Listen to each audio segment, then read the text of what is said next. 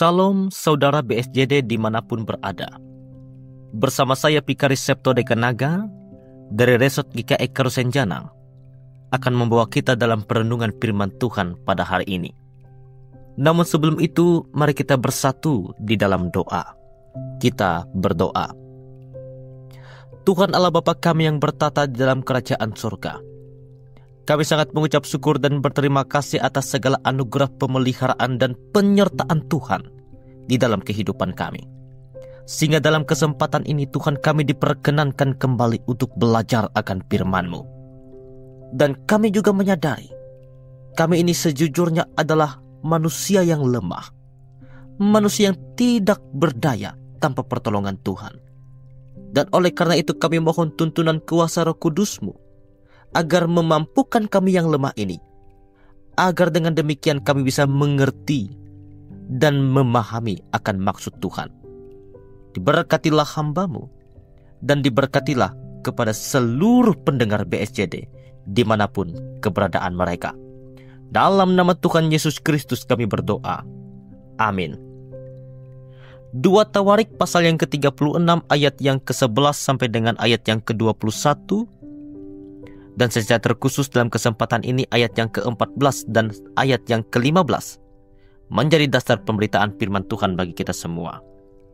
Dengan judul perikop Raja Zedekia dan runtuhnya kerajaan Yehuda.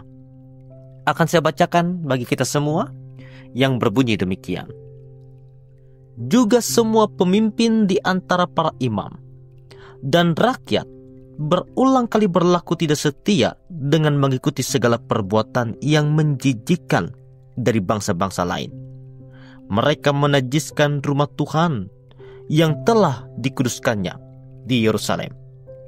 Namun Tuhan, Allah nenek moyang mereka, berulang kali mengirim pesan melalui utusan-utusannya, karena ia mengasihani umatnya dan tempat kediamannya. Yesus bersabda, "Berbahagialah mereka yang mendengarkan firman Allah, serta melakukannya dalam kehidupannya hari lepas hari." Amin.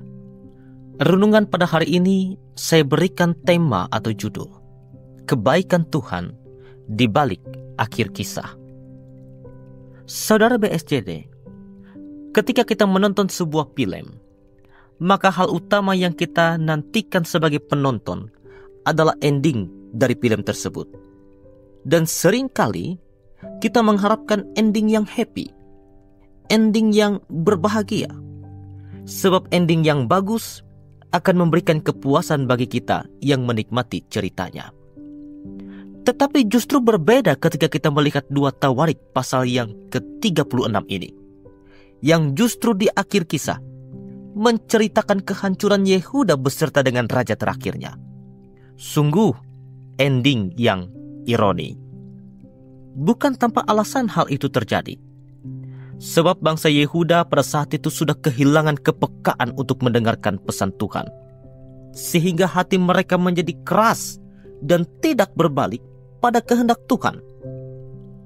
Tetapi, saudara BSJD, melewati hal ini ternyata ada hal yang menarik dari kisah ini.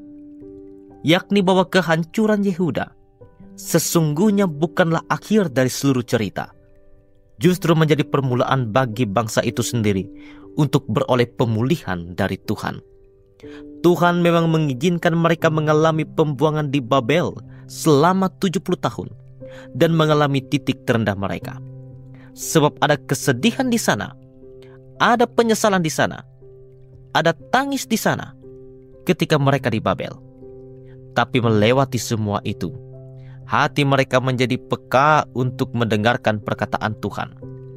Di saat mereka berada di puncak, bangsa Israel menjadi sombong. Tapi saat berada di titik terendah, mereka lebih peka terhadap perkataan Tuhan. Dan pemulihan Tuhan disediakan bagi mereka. Menarik sekali cara Tuhan melunakkan sikap mereka yang keras.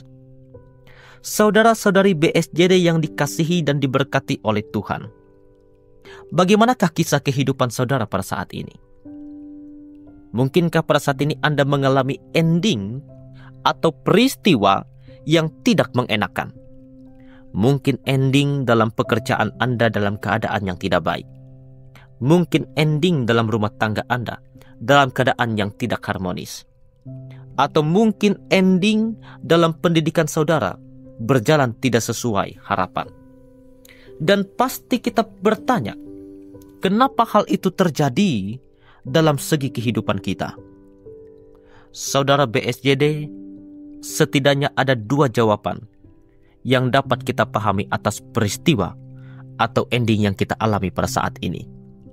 Yang pertama, ending atau peristiwa yang terjadi pada saat ini bisa saja dikarenakan diri kita sendiri. Sebab keputusan masa lalu akan memberikan dampak pada hari ini. Dan keputusan pada hari ini memberikan dampak pada masa depan. Bisa saja peristiwa pada hari ini terjadi karena ketidakpekaan kita terhadap maksud Tuhan. Atau bisa juga karena kesalahan kita yang terdahulu, yang kemudian berdampak pada hari ini.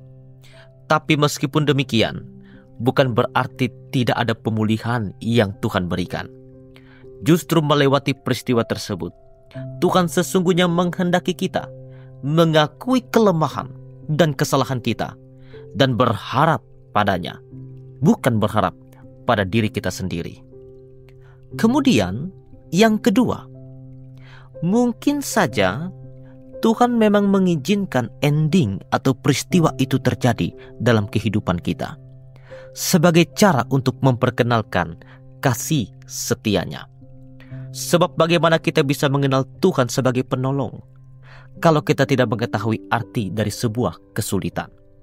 Atau bagaimana kita bisa mengenal Tuhan sebagai penghibur kalau kita tidak mengetahui arti dari sebuah kesedihan? Maka dengan demikian, Tuhan memang mengizinkan peristiwa yang berat, yang penuh kesulitan dan kesedihan terjadi dalam kehidupan kita. Bukan karena Ia tidak menyayangi kita. Justru sebaliknya, Ia menginginkan kita lebih mengenal tentang pribadinya yang penuh kasih sayang. Sebab rancangan saya atau rancangan Anda bisa rusak. Rancangan manusia bisa gagal. Tapi rancangan Tuhan selalu indah pada waktunya. Dan rancangan Tuhan adalah yang terbaik, yang membentuk pribadi menjadi baru. Bukan pribadi kita yang dulu yang masih terikat oleh dosa, melainkan pribadi baru yang lebih mengenal kasih setia Tuhan. Maka dengan demikian, di akhir kisah sekalipun, tetap ada kebaikan Tuhan yang tersedia bagi kita. Tetaplah semangat dan berpengharapan pada Tuhan. Amin untuk firman-Nya. Mari kita berdoa. Tuhan, terima kasih atas firman-Mu yang diperdengarkan pada hari ini ya Tuhan. Dan biarlah melewati firman yang diperdengarkan tersebut, kami dimampukan untuk membuka hati kami, agar lebih peka untuk melihat maksud-maksud Tuhan di dalam kehidupan kami. Bahkan terlebih melewati firman Tuhan pada saat ini, kami juga diberikan suatu pemahaman, agar kami bukan hanya menjadi pelaku, tetapi juga menjadi orang yang senantiasa melakukan apa yang Tuhan kehendaki di dalam setiap peristiwa kehidupan kami. Kuatkanlah dan teguhkanlah hati kami Tuhan, agar kami bisa melihat kebaikan-kebaikan Tuhan, meskipun di dalam setiap peristiwa kehidupan ada yang tidak mengenakan. Tapi kasih karunia Tuhan selalu memampukan kami dan memberkati kami. Dalam nama Tuhan Yesus Kristus kami berdoa dan mengucap syukur. Amin.